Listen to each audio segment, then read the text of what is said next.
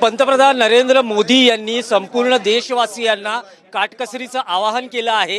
या काटकसरीच्या आवाहनाची दखल घेत देशाचे केंद्रीय मंत्री रामदास आठवले हे सुद्धा काटकसरीने वागण्याचा एकूण संदेश देशवासियांना आणि विशेषतः महाराष्ट्रातील लोकांना देत असताना आपल्याला पाहायला मिळते। केंद्रीय मंत्री रामदास आठवले आज भुयारी मेट्रोने प्रवास करता आहेत। TV9 मराठी ही त्यांच्यासोबत हा प्रवास करते आणि या प्रवासामागची त्यांची नेमकी काय भूमिका आहे ते जाणून घेण्याचा प्रयत्न करणार आहोत। आठवले साहेब, आज तुम्ही भुयारी मेट्रोने प्रवास करता आहात, त्यामागचं तुमचं नेमकं कारण काय आहे, उद्देश काय आहे? कारण एवढंच आहे की माननीय प्रधानमंत्र्यांनी अनाउन्समेंट तर केलेली आहे, पण तरीसुद्धा आपण पेट्रोल डिझेलमध्ये बचत करणं अत्यंत आवश्यक आहे।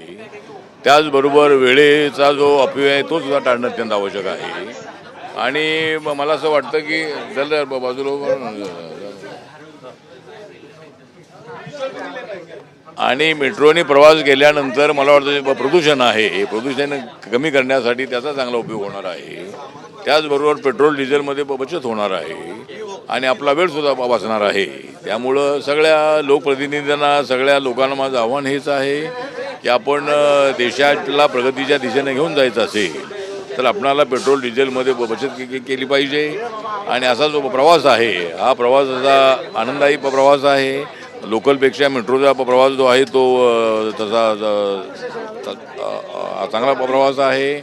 आणि ही अंडरग्राऊंड जी मेट्रो आहे आणि याचा आनंद जो आहे तो आनंद तर आहेच आहे, पण आनंदापेक्षाही पेट्रोल डिझेलमध्ये बचत करण्याच्या संबंधामध्ये माननीय प्रधानमंत्र्यांनी घेतलेली भूमिका आहे त्याला पाठिंबा म्हणून आपण आज मेट्रोने प्रवास करत आहोत। आठवले साहेब, पहिल्यांदाच हा भुयारी मेट्रोने तुम्ही प्रवास करता? म्हणजे पहिल्यांदाच करणार मेट्रोने तर जाण्याची काही संधी मिळाली नव्हती, परंतु पहिल्यांदाच मी भुयारी मेट्रोने प्रवास करतो आहे।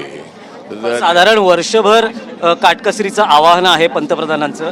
आज तुम्ही जो प्रवास करता आहात यापुढे मुंबईत तुम्ही मेट्रो, भुयारी मेट्रो किंवा जी एलिव्हेटेड मेट्रो आहे त्यानेच तुम्ही प्रवास करणार असं ठरवलंय? आता ज्या वेळेला मला मंत्रालयाला यायचं असेल किंवा कुठं यायचं असेल तर आपण मेट्रो नेण्याचं आपण ठरवलेलं आहे। आणि त्याचा माझ्या घरापासून सुद्धा मेट्रो आहे, त्यामुळं मेट्रोने येऊन आपण याची बचत करणं अत्यंत आवश्यक आहे आणि नक्की त्यासाठी मी प्रयत्न करणार आहे। आणि बाकीच्या आठवले साहेब, आणखी एक आवाहन आहे की सोनं विकत घेऊ नका, परदेशवारी टाळा, असंही पंतप्रधानांनी आवाहन केलेलं आहे। पंतप्रधानांनी आवाहन केलेलं आहे की सोन्याचा भाव एवढा वाढलेला आहे की 30 व 35 वर्षापूर्वी 5-6 हजार रुपये तर थोडं सोनं होतं, ते आता 1,40,000 50,000 एवढं झालेलं आहे। तर माननीय प्रधानमंत्र्यांनी आवाहन केलेलं आहे की सोन्यामध्ये पैसे घालवण्यापेक्षा आपल्या धंद्यामध्ये पैसे टाका आणि आपल्या देशाला उज्ज्वल बनवण्यासाठी, आपल्या देशाला आपल्या ताकदीवर उभं राहण्यासाठी त्याचा उपयोग होणं अत्यंत आवश्यक आहे। फॉरेनचे जे टूर्स आहेत त्या टाळा आणि तो जो पैसा आहे तो पैसा आपण आपल्या उद्योगामध्ये टाका।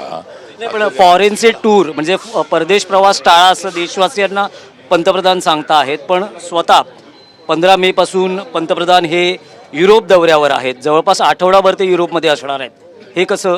नाही, युरोप दौऱ्यावरती असणार आहे ते देशाला ज्या आपल्या अडचणी आहेत त्या अडचणी सोडवण्यासाठी युरोपचे जे अनेक जे राष्ट्र आहेत त्यांच्याकडून आपल्या भारताला काय मदत मिळू शकते आणि व्यापारामध्ये कशा पद्धतीनं दोन देशामध्ये कसे आपले संबंध चांगले होऊ शकतात या दृष्टिकोनातून आणि त्या ठिकाणचा काय पैसाही जो आहे तो पैसा आपल्या देशामध्ये ते कसा इन्व्हेस्ट करू शकतात या दृष्टिकोनातून हा दौरा आहे आणि देशाला चांगल्या स्थितीमध्ये आणण्यासाठीच हा दौरा आहे।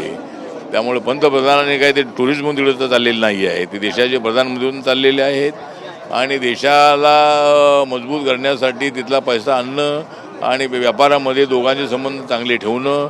शेवटचा प्रश्न आहे आठवले साहेब की जे आवाहन पंतप्रधानांनी केलेलं आहे, खरं तर विरोधी पक्षालाही त्यांनी विश्वासात घेणं गरजेचं होतं, एक, आणि दुसरं म्हणजे 5 राज्यांचे निकाल लागल्यानंतर हे आवाहन केलं गेलेलं आहे।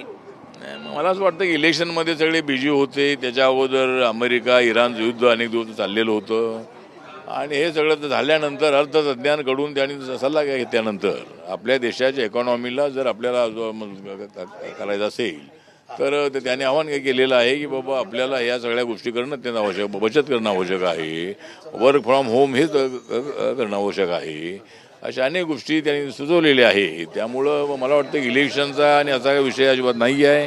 विरोधी पक्षांचा आरोप जरी असला तरी त्यामध्ये तथ्य नाही आणि विरोधी पक्षांनी सुद्धा याला प्रतिसाद दिला पाहिजे असं आपलं मत आहे. आपण बघू शकतो की सध्या रामदास आठवले यांचा भुयारी मेट्रोने प्रवास सुरू आहे.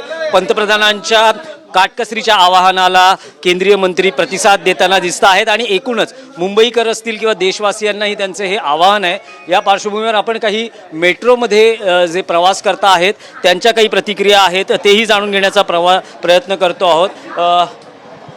तुम्ही बोलू शकाल का, सध्या केंद्रीय मंत्री रामदास आठवले हे मेट्रोने प्रवास तो विषय नाही आहे, पण पंतप्रधानांनी आवाहन केलेलं आहे की सध्या एकूण जी परिस्थिती आहे काटकसरीने वागा आणि पब्लिक ट्रान्सपोर्टचा फायदा घ्या.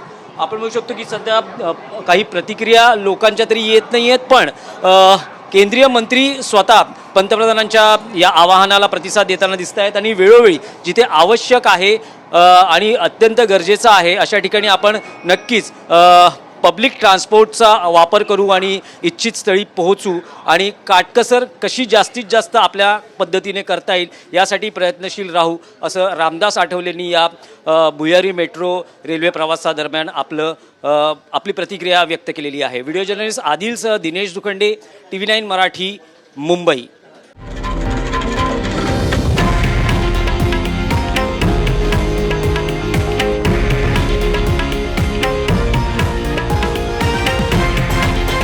हे आहे देशातील नंबर 1 न्यूज नेटवर्क आणि आपण पाहत आहात TV9 मराठी, एकमेव.